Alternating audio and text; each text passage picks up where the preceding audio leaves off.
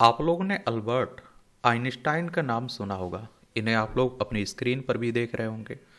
तो Albert Einstein जिन तीन चीज़ों में गलत साबित हुए थे उनके बारे में हम लोग बात करने वाले हैं। आइंस्टाइन की बड़ी जो गलतियां थी उनकी बात कर रहा हूँ। और आइंस्टाइन का जन्म 14 मार्च 1879 को हुआ था और 18 अप्रैल 1955 में इनकी डेथ हो गई थी। बुद्धिमान लोग भी इंसान ही होते हैं। आइंस्टाइन भले रिलेटिविटी के सिद्धांत के जनक थे और जाने माने भौतिक विज्ञानी जिन्होंने गुरुत्वाकर्षण की खोज और व्याख्या की, लेकिन महान आइंस्टाइन भी कई बार अपने ही सिद्धांतों पर भरोसा नहीं करते थे और खुद पर शक के कारण ही आइंस्टाइन ने कई बार बड़ी गलतियां भी की।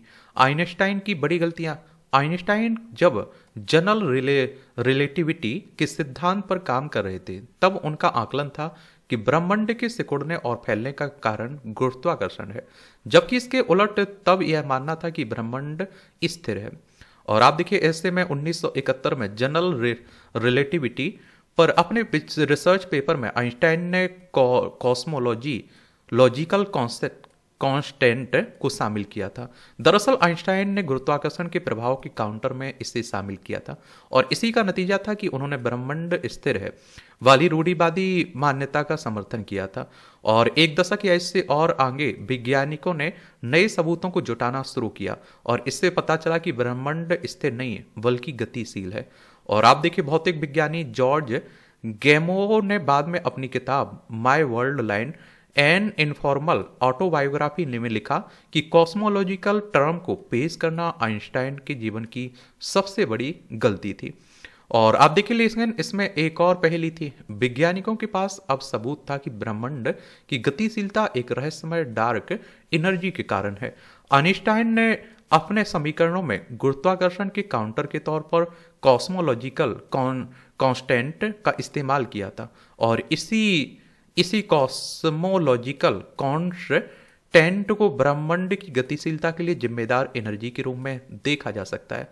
आइंस्टाइन के जनरल रिलेटिविटी के सिद्धांत के मुताबिक तारे या किसी वस्तु का गुरुत्वाकर्षण प्रभाव क्षेत्र अपने पीछे स्थित किसी दूर की वस्तु से आने वाले प्रकाश को मोड़ देता है और किसी बड़े मैग्नीफाइंग लेंस की तरह काम करता है। और आप देखिए, आकाशगंगा की बात करें तो आइंस्टाइन को लगता था कि ग्रेविटेशनल लेंसिंग का ये प्रभाव इतना कम होता है कि इसे देख पाना मुश्किल होगा और आइंस्टाइन अपने इस सिद्धांत को प्रकाशित भी नहीं कराना चाहते थे। हालांकि चेक गणराज्य के इस एक इंजीनियर R.W. मेंडल ने उन्हें इसे प्रकाशित करने के लिए मना लिया था। और 1936 के रिसर्च पेपर में आइंस्टाइन ने जनरल साइंस के एडिटर को लिखा था, इस छोटे से प्रकाशन में सहयोग के लिए आपको बहुत धन्यवाद। ऐसा मिस्टर R.W. के कारण ही हो सका और इसका कोई महत्व नहीं है, लेकिन प्रकाशन के बाद मैं खुश हूं। और आप देखेंगे कि आइंस्टाइन को तब भले नहीं लग रहा था कि इस प्रकाशन का बहुत महत्व नहीं है, लेकिन खगोल विज्ञान में यह काफी अहम साबित हुआ और इसी कारण अमेरिकी अंतरिक्ष एजेंसी नासा और यूरोपीय स्पेस एजेंसी की हबल टेलीस्कोप आकाशगंगा की जानकारी जुटा पाती है। ईश्वर कोई पासा नहीं चल रहा है।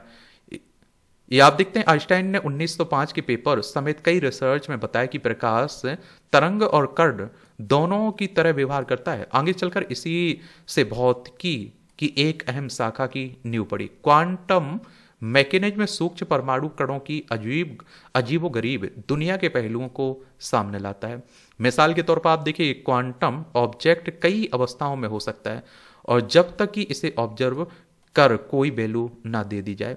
और भौतिक विज्ञानी एरविन श्रोडिंगर ने एक उदाहरण दिया था। वो मिसाल थी, किसी डिब्बे के अंदर बैठी एक बिल्ली को मरा भी समझा जा सकता है और जिंदा भी, जब तक कि कोई डिब्बे का ढक्कन खोलकर देख ना ले।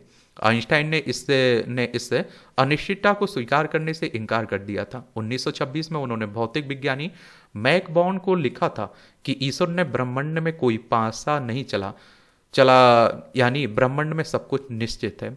और आइंस्टाइन ने 1935 में बोरिस पोडोल्स्की और नाथन रोजेन के साथ मिलकर एक पेपर प्रकाशित किया था और इसमें उन्होंने तर्क दिया था कि अगर सुपर पोजीशन में दो चीजों को किसी ना किसी रूम में जोड़कर अलग किया जाए तो पहली वस्तु को ऑब्जर्व करके उसे एक वैल्यू दी जा सकती। इसके बाद दूसरी वस्तु को बिना देखे ही उसकी वैल्यू का पता लगाया जा सकता है।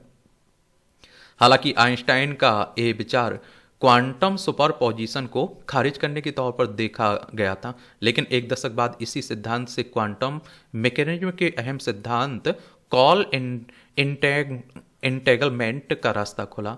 और आप देखेंगे कि इसके मुताबिक दो चीज़ों को जोड़कर एक वस्तु के तौर पर देखा जा सकता है, भले ही वह कितनी दूर हो। आइंस्टाइन अपने सिद्धांत में ब्रिलियंट थे, और यहाँ तक कि जिन चीज़ों में वह गलत साबित हुए और उनमें भी उनकी इंटेलिजेंस, बुद्धिमत्ता साफ दिखती है। क्या दिखती है? साफ दिखती है। और ये इस तरह से आप देखेंगे, यही कहानी है किसकी? अल्बर्ट आइंस्टाइन की।